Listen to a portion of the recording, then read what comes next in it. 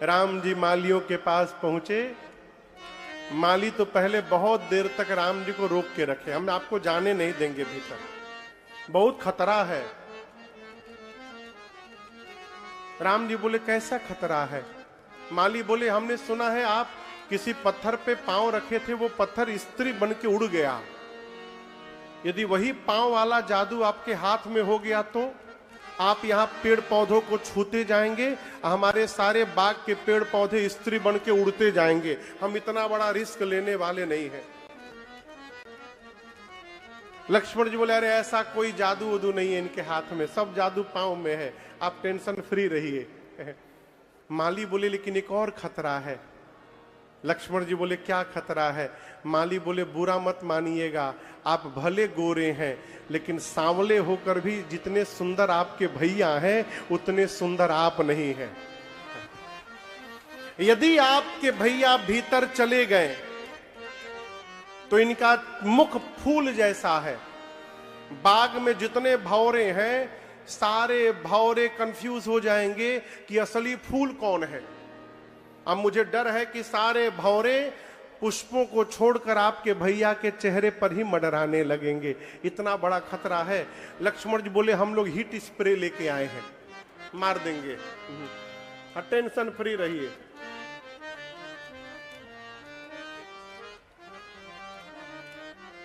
माली हंसते हैं।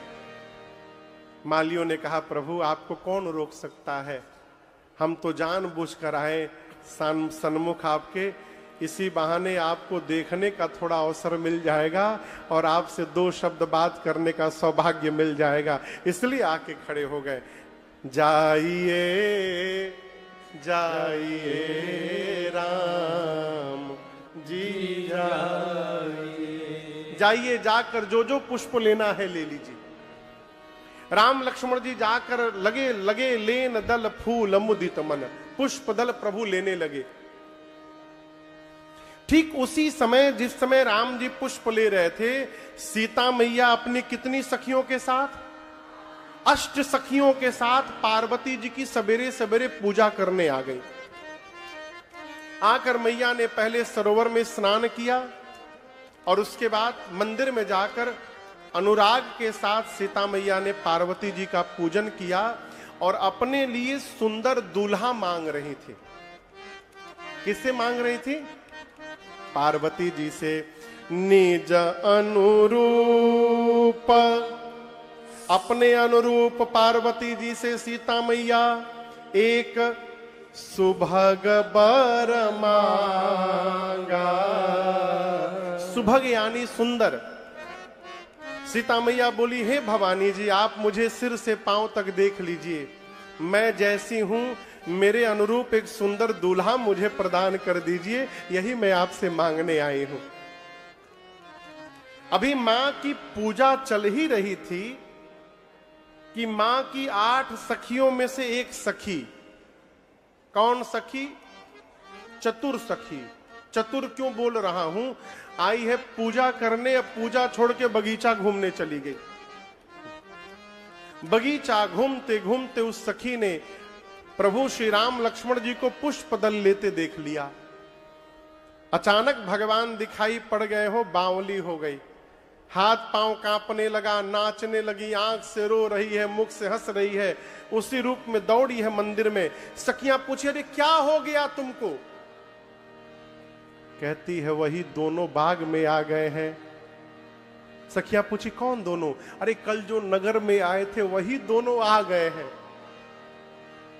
कल हम लोग ऊपर से देख रहे थे, ठीक से देख नहीं पाए थे, आज एकदम बिल्कुल आमने सामने भेटा गए हैं, नीचे ही मिल गए हैं। हम लोग के अलावा दूसरा कोई बाग में है भी नहीं, आज जी भर के देख सकते हैं। एक सखी पूछी कि कैसे हैं वो? बोले बहुत सुंदर है। और बताओ कैसे हैं? बोली एक सांवले हैं और एक गोरे हैं। बोले क्या बात, और बताओ? बहुत कम उम्र है अभी। और बताओ? सिर से पांव तक सुंदर है। बोले और बताओ? बोले और नहीं बताऊंगी। एक सखी बोली झूठ बोल रही है, तुम जितना बता रही हो बहुत सुंदर है, सांवले गोरे हैं, कम उम्र है, इतना हम लोग कल ही देख लिए थे। यदि तुम देखी होती तो बताती किस रंग का कुर्ता पहने हैं, कैसी धोती पहने हैं, कैसा पटका लगाए हैं। तुम देखी नहीं हो आज। बोली देखी हूं लेकिन बता नहीं पाऊंगी। अखिलेश बाबू, सखियां पूछी क्यों नहीं? जिन आंखों ने देखा है उन आंखों के पास जिह्वा नहीं है कि वो बोल सके, और जो जिह्वा बोलती है उसके पास आंख नहीं है कि उसने देखा हो।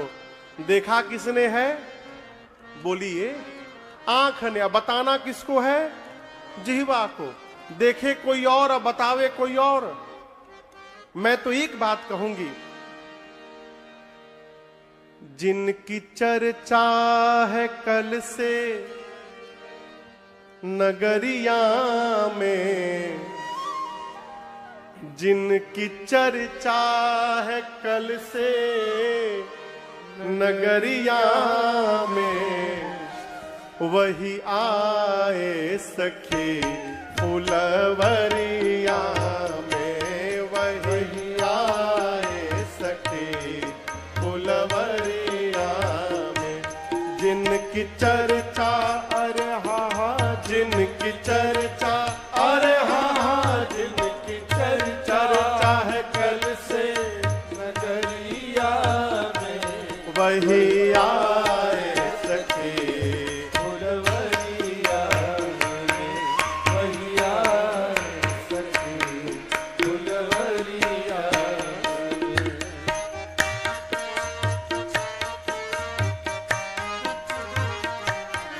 सांवला एक है एक गोरा बदन, सांवला एक है एक गोरा बदन, देख कर भी न भरता किसी का भी मन, देख कर भी न भरता किसी का भी मन। सांवला बस गया, सांवला बस गया, सांवला बस गया है नजरिया में, वही आए सखी फुलवरिया में, वही आए सखी फुलवरिया में।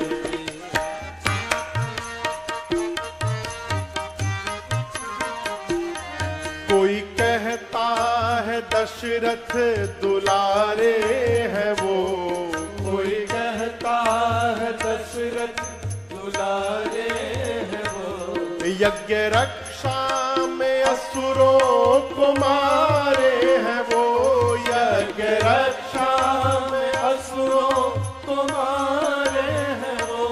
तीर बांधे हैं हाँ हाँ तीर बांधे, अरे हाँ हाँ तीर बांधे हैं कस कर कमरिया में, वही आए सखी फुलवरिया में, वही आए सखी फुलवरिया में।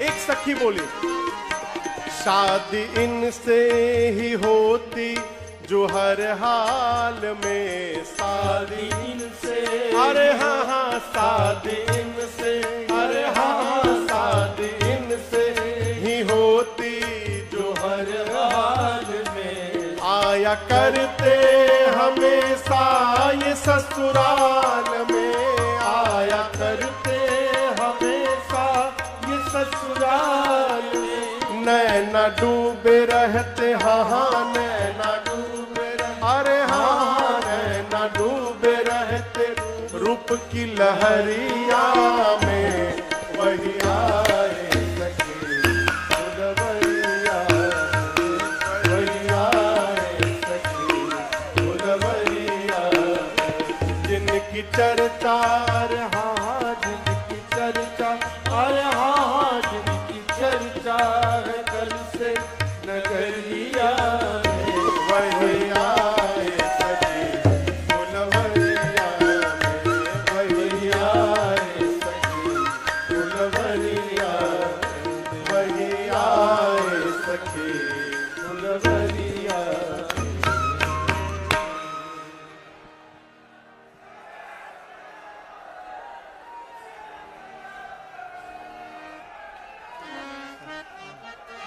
हो गया, हमको भी बोलने दीजिए। हाँ, वही आए सखी फुलवरिया में। सखी कहती है आज पूरी मिथिला में जहां भी चले जाओ केवल और केवल उनके ही रूप की चर्चा हो रही है।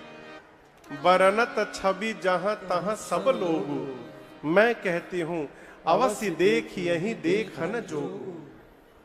सीता मैया को वो सखी आगे आगे चलकर अपने साथ लेकर गई और एक लता की ओट में आकर उस सखी ने सीता मैया को राम जी का दर्शन कराया है।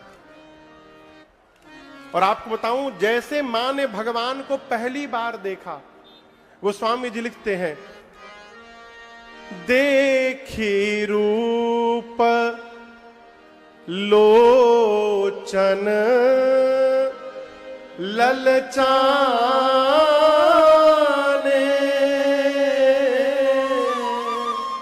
हर से जनु निज निधि पहचान। भगवान को देखने के बाद मेरी मां के नेत्र ललचाने लगे। ललचाने का अर्थ है कि देखने का मन तो कर रहा है लेकिन मां देख नहीं पा रही है। देखती हैं, नजर हटा लेती हैं, फिर देखती हैं, हटा लेती हैं। क्यों? मां सोच रही हैं कि ये सखियां मेरे विषय में क्या सोचेंगी कि आज सीता एक पराये पुरुष को टकटकी लगा के देख रही है। मारे संकोच के मां नहीं देख रही है। मां ने भगवान के रूप को लिया, आंख के रास्ते से प्रवेश कराकर हृदय में बिठाया और नेत्र बंद करके मां अपने हृदय में भगवान का दर्शन करने लगी। सखियां सोची कि सीता जी पार्वती जी का ध्यान की है। एक सखी ने कहा, ए सीता, पार्वती जी कहीं मंदिर से भाग नहीं रही हैं, बहुरी गौरी कर ध्यान करे हो, ये दोबारा नहीं मिलने वाले हैं। आंख खोल के पहले जी भर के इनको देख लो एक बार। मां ने नेत्र खोलकर भगवान को देखा। चतुर सखी, कौन सखी? वही जो देखी थी राम जी को। उस सखी ने देखा, घड़ी देखा कि बहुत टाइम हो गया, विलंब हो रहा है, तो सीता जी से बोली, चला जाए, कल फिर इसी समय आना है बाग में, अभी चला जाए।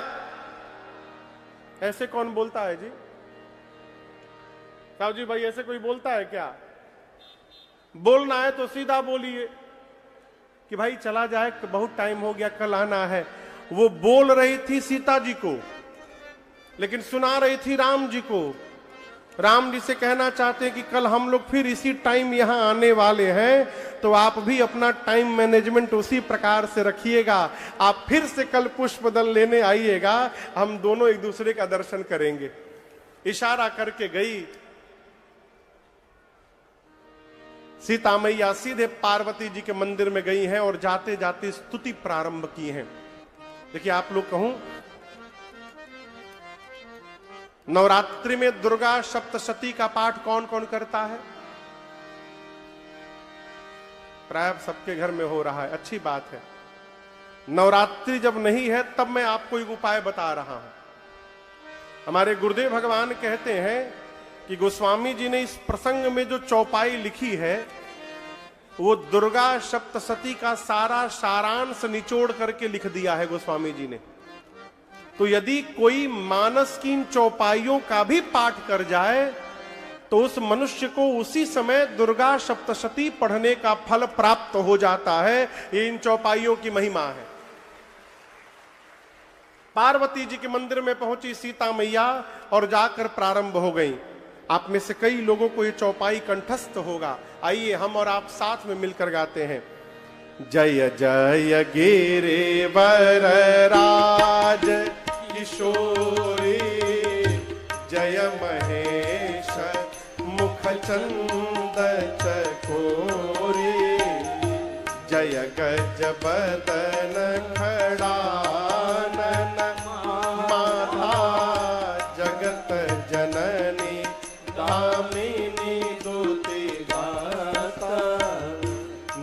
तव आदे मध्य अवसाना अमित प्रभाव वेद नहीं जाना।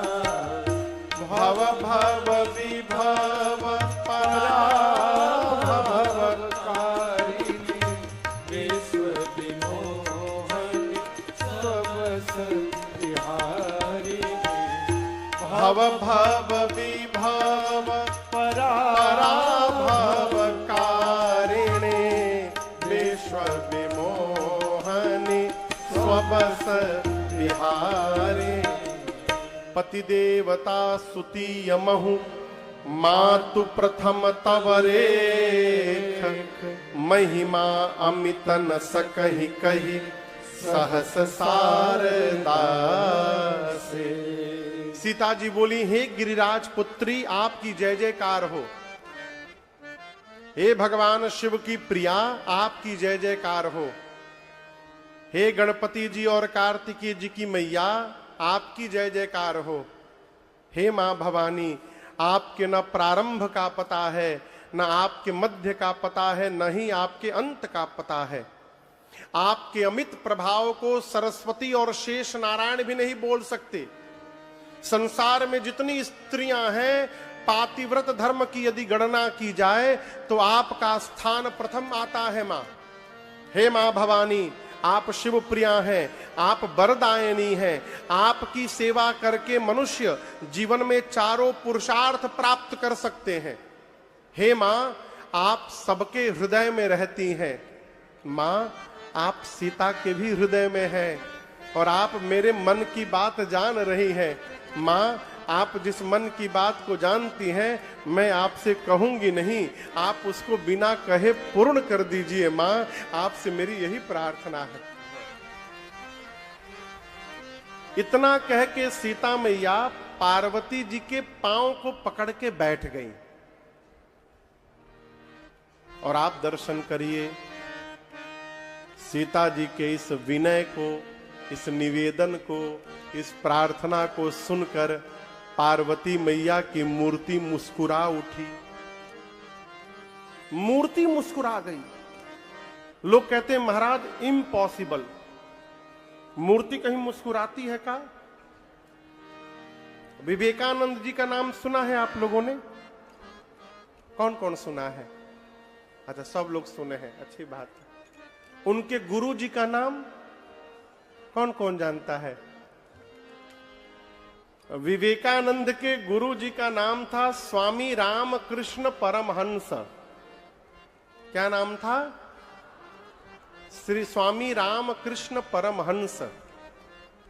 हमारे कलकत्ता में गंगा जी के किनारे एक काली मां का मंदिर है जिसका नाम है दक्षिणेश्वरी काली। दक्षिणेश्वर में है। उन माई का नाम क्या है? दक्षिणेश्वरी काली मंदिर। बड़ा बहुत विशाल मंदिर है मां का। स्वामी रामकृष्ण परमहंस जी उसी काली मंदिर के प्रधान पुजारी थे। प्रधान क्या, वही पुजारी थे। नित्य मां की पूजा करते थे। और आपको सुनकर आश्चर्य होगा, दिन में और रात में जब जब भोग लगाने वाली थाली, भोग लगाते हैं ना मां को, भोग लगाने वाली थाली भोजन लेकर के स्वामी रामकृष्ण परमहंस जी काली मां के मंदिर में जाते थे। और जैसे भोग की थाली लेकर पहुंचते थे, मूर्ति में से साक्षात मां काली प्रकट होकर बैठ जाती थी। नित्य, ये एक दिन की बात नहीं है, नित्य जब जब भोग की थाली लेकर जाते थे, साक्षात मां काली मूर्ति में से प्रकट होकर बैठ जाती थी। और स्वामी रामकृष्ण अपने हाथ से निवाला तोड़ तोड़ के और मां को भोजन कराया करते थे। उनके मुख में भोजन कराते थे। कभी अवसर मिले कलकत्ता जाने का तो जाकर मैया का दर्शन करिए। वही मां का विग्रह आज भी है, मां का। यदि स्वामी रामकृष्ण परमहंस जी मां के को खिला सकते हैं तो हम क्यों नहीं खिला सकते? वो किसी त्रेता और द्वापर की घटना नहीं है, इसी कलयुग की घटना है। 1800 के और 1900 के लास्ट की घटना है। 1880, 70, 80, 90 के दशक की घटना है ये। आज से मान के चलिए बहुत होगा तो 150 साल पहले की घटना है, इसी कलिकाल की घटना है। भगवान आज भी मुस्कुराते हैं। भगवान मुस्कुराते हैं कि नहीं है, ये प्रश्न नहीं होना चाहिए। प्रश्न ये होना चाहिए कि भगवान को मुस्कुराता हुआ देखना कौन चाहता है? कौन देखना चाहता है? बुरा न मानिएगा, हम आज तक कभी भी, हम सभी लोग आज तक कभी भी भगवान को देखने के लिए मंदिर नहीं गए हैं। हम जब भी मंदिर गए हैं तो भगवान से मांगने के लिए गए हैं। आज भी जो भगवान को देखना चाहता है, भगवान उसको दिखाई देते हैं, आज भी दिखते हैं। पार्वती जी की मूर्ति मुस्कुरा गई और पूजन के समय सीता मैया ने जो गले में माला पहनाया था, गोस्वामी जी कहते हैं, खसी माल मूर्ति मुस्कानी। गले की माला खिसक गई। माला क्या हो गई? खिसक गई। अच्छा आप देखो, ये पार्वती जी हैं, दिखाई दे रही है पार्वती मैया।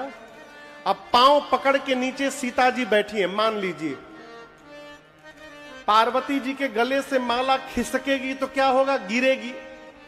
अब माला गिरेगी तो कहां जाएगी? नीचे जाएगी ना, कि दाएं बाएं जाएगी? कहां जाएगी? नीचे कौन बैठा है? सीता मैया।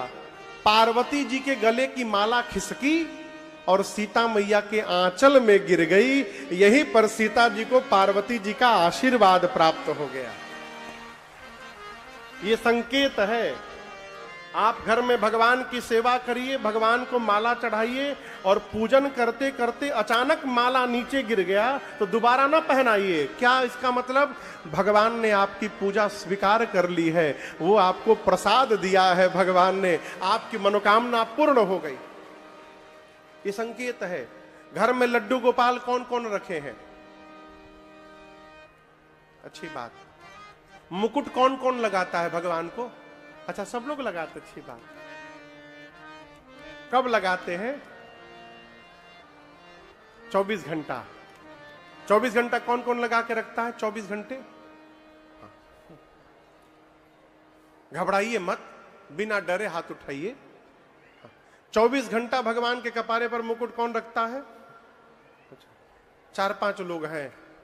अच्छा आप बताइए, आपके खोपड़ी पर 24 घंटा मुकुट लगा दिया जाए, कैसा लगेगा? बोलिए बोलिए, अच्छा लगेगा? भगवान को मुकुट पहनाइए, आरती उतारिए, 1-2 घंटे बाद मुकुट उतार दीजिए। उनको भी दिमाग हल्का रखना है अपना। किसी दिन अनुभव करिएगा कि भगवान का मुकुट आप पहनाते हैं और मुकुट बार बार गिर जाता है। होता है कभी कभी। लेकिन भगत क्या करता है? अरे मुकुट नहीं पहनिएगा, फेविकॉल से चिपका के पहना देता है। अब गिरा के दिखाओ। ये ना करिए, हमने देखा है फेविकॉल से चिपकाते। ये ना करिए। क्यों? आज आपके भगवान मुकुट नहीं पहनना चाहते हैं। इसलिए जब 1-2 बार पहनाने के बाद यदि गिर रहा है तो मुकुट को उठा के किनारे रख दीजिए। ठीक है प्रभु, आज बिना मुकुट के आनंद करिए, जैसी आपकी इच्छा। राजी है हम उसी में जिसमें तेरी रजा है। ये सब संकेत है। पार्वती मैया के गले से माला खिसकी, सीता मैया के आंचल में गिरा, आशीर्वाद मिला और पार्वती जी ने कहा, सुनु सिय सत्य आशीष हमारी। हे सीता जी, मेरे आशीर्वाद को सत्य समझिएगा। पूजी ही मन कामना तुम्हारी। आपकी मनोकामना पूरी हो गई सीता जी। सीता मैया ने कहा, और स्पष्ट बता दीजिए।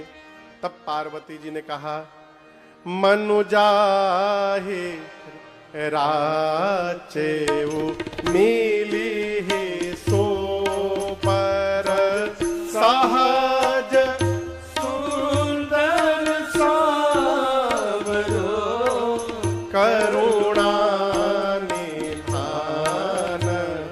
सुजानशील स्नेह जानत राम रो एहि भांति गौरी असीस सुनी सिय सहित हिया हरसियली तुलसी भवानी पूजे पुनि पुनि मोदित मन मंदिर चली तुलसी भवानी पूजे पुनि तुलसी भवानी पूजे पुनि तुलसी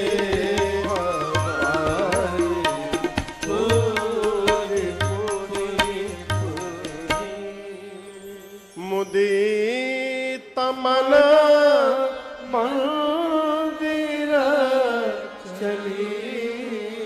पार्वती जी ने कहा, सीता जी जो आपके मन में रचा बसा है वही वर आपको प्राप्त होगा। कौन? सहज सुंदर सांवरो, जो सांवले वाले हैं वो मिलेंगे। वो है कौन? कौन है? करुणा निधान। कौन है?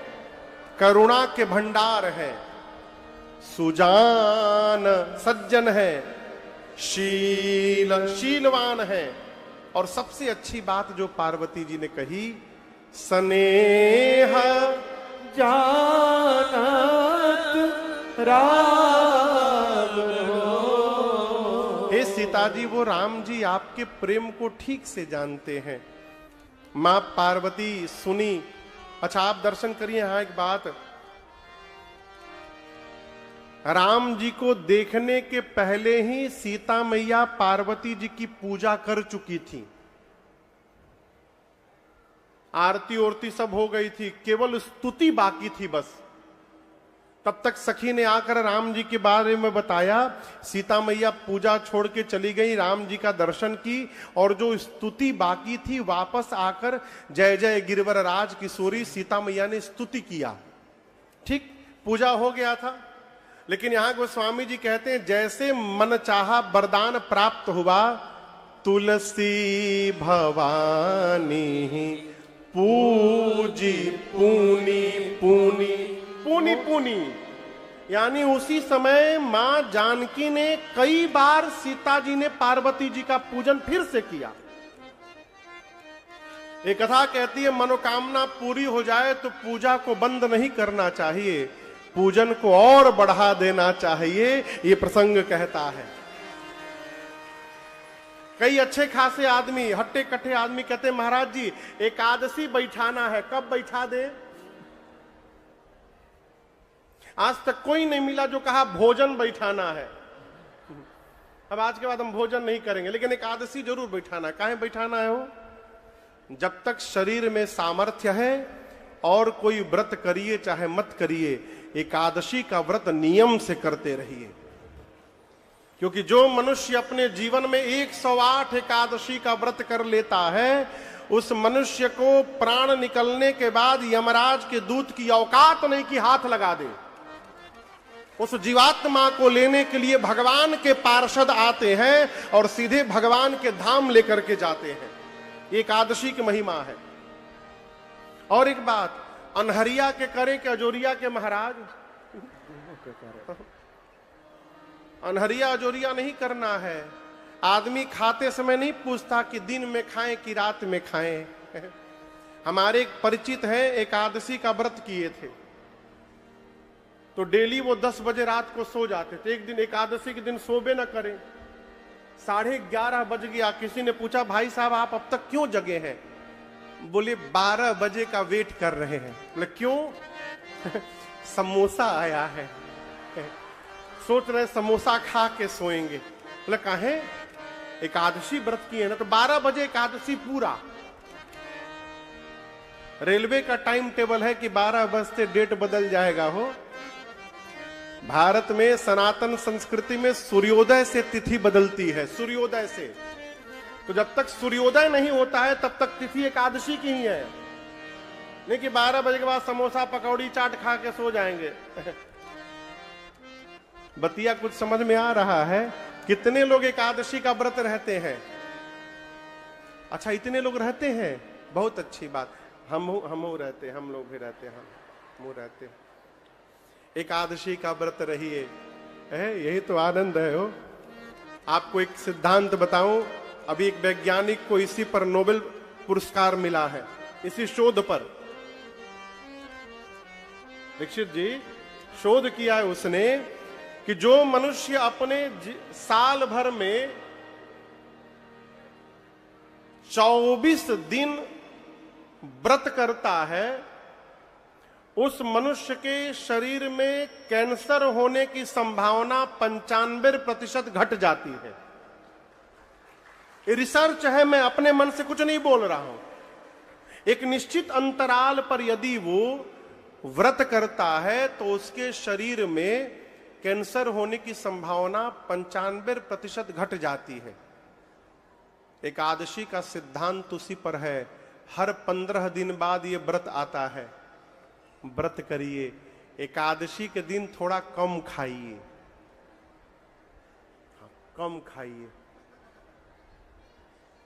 आदमी और दिन भले कम खाए, लेकिन एकादशी के दिन आज व्रत है मेरा, का बनाए?